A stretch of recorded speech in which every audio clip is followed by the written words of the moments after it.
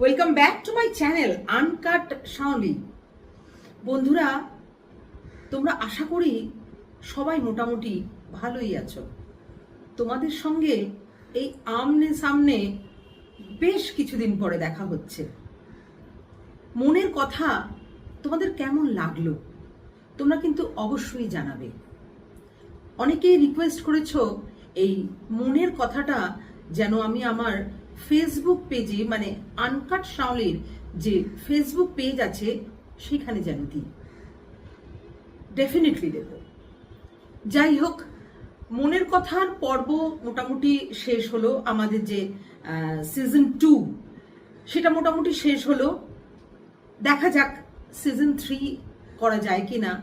তোমাদের যদি ভালো লাগে তোমরা অবশ্যই জানিও যে তোমরা সিজন 3 চাও কিনা। আমি তো চাই ডেফিনেটলি।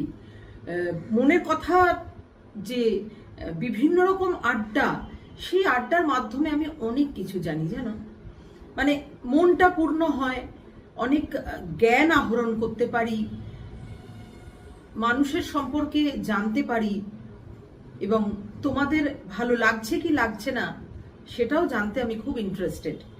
তোমরা অনেকেই জানিয়েছো, কিন্তু অনেকেই এখনো জানাওনি। একটু জানিও তোমরা যে মনের কথা তোমাদের কেমন লাগলো। যাই হোক, এইবারেতে আজকে যে ভাবনাটা তোমাদের সাথে আমি শেয়ার করব সেই ভাবনাটা সম্পর্কে চলে আসি। জানো, বহুদিন ধরেই ভাবছি তোমাদের সাথে আমি আমার এই ধরনের ভাবনা, মানে আজকে যে ভাবনা নিয়ে আমি আলোচনা করব সেটা তোমাদের সাথে আমার মতামত বলো বা ভাবনা বলো শেয়ার করব। তো ভাবলাম যে মনের কথা যখন শেষই হলো, আমার সঙ্গে আবার যখন তোমাদের দেখা হচ্ছে, আবার যখন সেই শনিবারের আড্ডার আসর বসছে, তখন আজকেই আমার এই ভাবনাটা তোমাদের সঙ্গে শেয়ার করে নিই। তাহলে চলো আজকের আমার ভাবনা তোমাদের সাথে শেয়ার করি, এবং তার সাথে তোমাদের কি মিল এবং তোমরাও কি একইভাবে ভাবো কিনা সেটাও জানার ইচ্ছা রইল।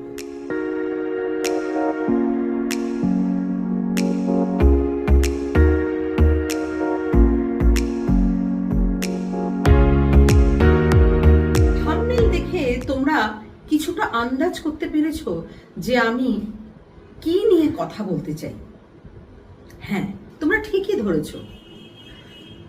আসল কথা জানো, এই ভাবনাটা আমার মনে কখন আসে, যখন ধরো অনেক সময় ক্লাস করছি বা আমি মিউজিক ছাড়াও যে অন্যান্য কাজকর্ম করি, সেই কাজকর্ম দেখে আমার কাছের মানুষরা, আত্মীয় স্বজন বলতে পারো, স্টুডেন্ট বলতে পারো, বা বন্ধু বান্ধব বলতে পারো, তারা যখন জিজ্ঞাসা করে যে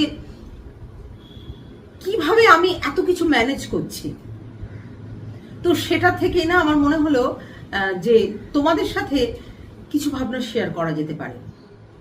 এফার্ট ম্যানেজমেন্ট, এই যে আমরা প্রতি মুহূর্তে যে এফার্ট দিচ্ছি, সেই যে কোনো কাজে বলো, ধরো আমি ভিডিওটা করছি সেটাও এক ধরনের এফার্ট, আমরা যে রান্না বান্না করি সেটাও এফার্ট, চাকরি বাকরি যারা করে সেটাও একটা এফার্ট, আমি যে মিউজিক করি সেটাতেও আমি এফার্ট দিচ্ছি, সবেতেই আমরা এফার্ট দিচ্ছি। কিন্তু এফার্টটা কিভাবে ম্যানেজ করব আমরা, দ্যাট ইজ ভেরি ইম্পর্টেন্ট, তাই না? তোমরা কি বলো?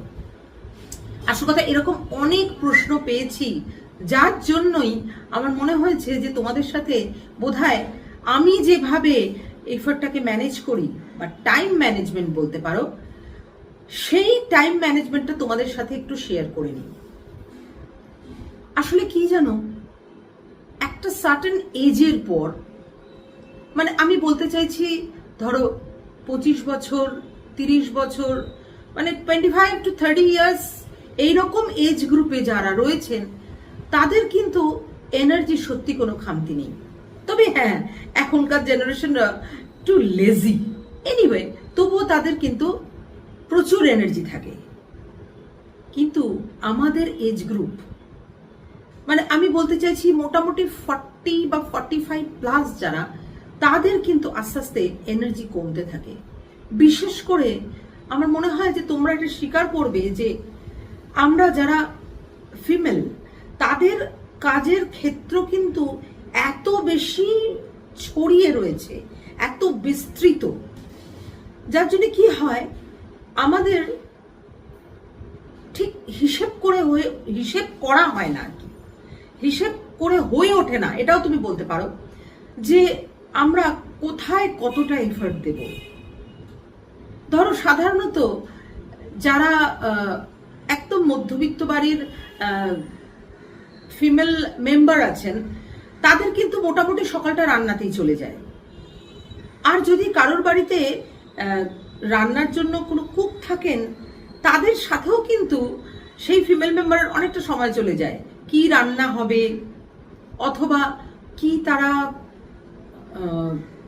মানে বাড়ির সদস্যরা কি কি খেতে চায়, কি ভালোবাসে, এগুলো বলতে বলতেই দেখা যায় যে তাকে হয়তো নিজে হাতে রান্নাটা করতে হলো না, কিন্তু সেই কুকের পেছনেই অনেকটা সময় চলে যাচ্ছে, যার জন্য পরবর্তীকালে সে দেখা যাচ্ছে যে তার অন্য কাজ যেগুলো করার ছিল সেগুলো সে করতে পারছে না।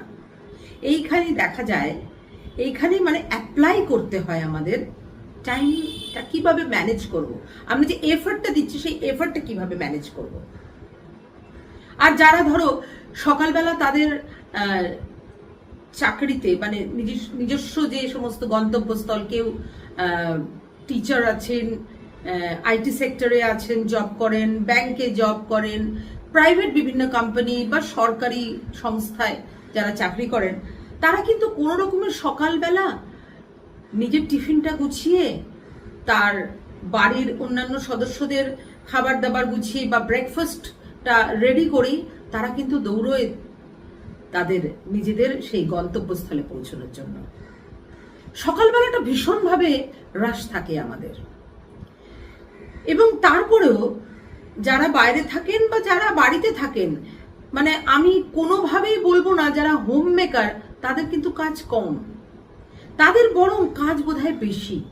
এবং যেহেতু আমাদের একটা বক্তব্য থাকে যে ও তো কিছু করে না, মানে হোম মেকারদের জন্য আর কি, কিন্তু তারা সারাদিন যে কি পরিমাণ এফর্ট দেয় সেটা, তবে হ্যাঁ এখন কিছুটা অনেকেই বুঝতে শিখেছেন, তবু এটা প্রায়শই আমি অন্তত বলতে শুনি ও তো কিছু করে না, মানে এইটা বলতে বোঝায় যে সে কোনো চাকরি বাকরি করে না। চাকরি বাকরি করে না ঠিকই, কিন্তু বাড়িতেই তার অনেকটা কাজ। যাই হোক, এবার আমার প্রসঙ্গে আসি। বিভিন্ন মেল হোক ফিমেল হোক তাদের একটা প্রত্যেক দিনের একটা শেডিউল থাকে। ধরো আমরা কেউ তো সকালবেলা উঠেই আগে আমাদের শখ আহ্লাদটা নিয়ে তো বসি না, সাধারণত ওয়ার্কিং ডেজগুলোতে আমরা কাজ নিয়েই থাকি। সুতরাং একটা শেডিউল আছে আমাদের। সেই শেডিউলটাকে যদি আমরা আমাদের কতটা কি প্রায়োরিটি বেসিসে ভাগ করে নিই, তাহলে আমার মনে হয় যে যে কাজগুলো আমরা করতে চাইছি সে কাজগুলো করতে পারবো।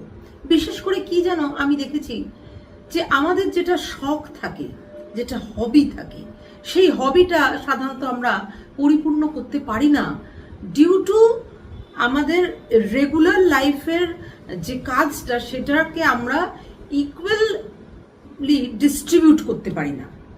ইকুয়াল ডিস্ট্রিবিউশনের অভাবে আমাদের শখ আহ্লাদ বা ওই ভালো লাগাগুলো কম্প্রোমাইজ হতে থাকে, এবং দিনের পর দিন ভালো লাগাগুলো কম্প্রোমাইজ হতে হতে না এমন একটা সময় আসে যখন নিজের ভেতরে ভেতরে ভীষণ একটা বিরক্তি লাগে, খুব রাগ হয় যে এতখানি সময় চলে গেল কিন্তু আমার শখ আহ্লাদ বা আমার কিছু ভালো লাগার জিনিস সেটা আমি করতে পারলাম না। সেজন্য তোমাদের জন্য আমার একটা সাজেশন, এখানে কোনো কিন্তু মেল ফিমেল আলাদা করছি না, তোমাদের একটা সাজেশন, তোমরা আগে উইকের যে দিনের যে তোমাদের কাজ থাকে পুরো উইকের একটা শিডিউল আগে তৈরি করে নাও। শিডিউল তৈরি করে নিয়ে দেখবে যে কোনো একটা দিন আমাদের ভীষণ বেশি কাজ আছে, কারোর হয়তো মানডেতে প্রচুর কাজ, আবার কারোর হয়তো সানডেতে প্রচুর কাজ। হ্যাঁ, সকলের জন্য সানডেটা তো সমান হয় না। যেমন আমি নিজেও সানডেতে ভীষণভাবে ব্যস্ত থাকি। আর আরেকটা কাজ যেটা আমি করি সেটা হচ্ছে মাল্টিটাস্কিং, একসাথে অনেকগুলো কাজ করি। না, সকলের দ্বারা সেটা ডেফিনেটলি পসিবল হয় না, কিন্তু হ্যাঁ, যখন আমি মিউজিক করতে বসি তখন তো আমি আর এছাড়া অন্য কোনো কাজ করতে পারবো না। যখন আমার গৃহস্থলীর কাজ আমি করি তখন অনেকগুলো কাজ আমি একসাথে করার চেষ্টা করি এবং তাতে মানে অনেকটা সময় বাঁচে। তো যাই হোক, যেটা বলছিলাম, তোমরা আগে উইকের একটা হিসেব করে নিও যে তোমাদের কোন কোন দিন কি কি শিডিউল আছে। যারা পড়াশোনা করছে, স্টুডেন্ট, তাদের জন্যও কিন্তু আমার এই সাজেশন। যারা স্টুডেন্ট, আমার মনে হয় যে আমাদের থেকে তারা বেশি, অনেকটা বেশি ব্যস্ত, বেশি বলবো না, অনেকটা বেশি ব্যস্ত। তো এই ব্যস্ত শিডিউলের মধ্যেও তারা তাদের শখ আহ্লাদটা পূরণ করতে পারবে। কেউ ধরো গান শিখতে চায়, কেউ বাজনা শিখতে চায়, কেউ ড্রয়িং শিখতে চায়, কেউ ক্যারাটে খুব ভালো করে, অথবা কেউ গল্প লিখতে পারে খুব ভালো, বা গল্পের বই পড়তে ভালোবাসে। অ্যাকচুয়ালি শখ আহ্লাদের তো কোনো বয়স হয় না। সেটা স্টুডেন্ট লাইফেও হতে পারে, আমাদের এজ গ্রুপেও হতে পারে, আবার আমাদের থেকে কম এজ গ্রুপেও হতে পারে, আমাদের থেকে বেশি এজ গ্রুপেও হতে পারে। সুতরাং আমি এটার কোনো বার রাখবো না যে এই এজ গ্রুপের জন্য। প্রত্যেকেই যেটা তোমরা করতে পারো যে একটা টাইমিং তোমরা ঠিক করে নাও, যদি যে এই মানে উইকের জন্য আর কি, যে আমার মানডে, এই Tuesday, Wednesday, Thursday, Friday, Saturday, Sunday, এই দিনগুলো এই কাজ আছে। সুতরাং তার মধ্যে তোমরা দেখবে কিন্তু যে কোনো একটা দিনে বা দুটো দিনে, অথবা আমি যেটা খেয়াল করেছি 3 থেকে 4 দিন আমরা বের করতে পারি আমাদের নিজেদের শখ আহ্লাদটা পূরণ করার জন্য।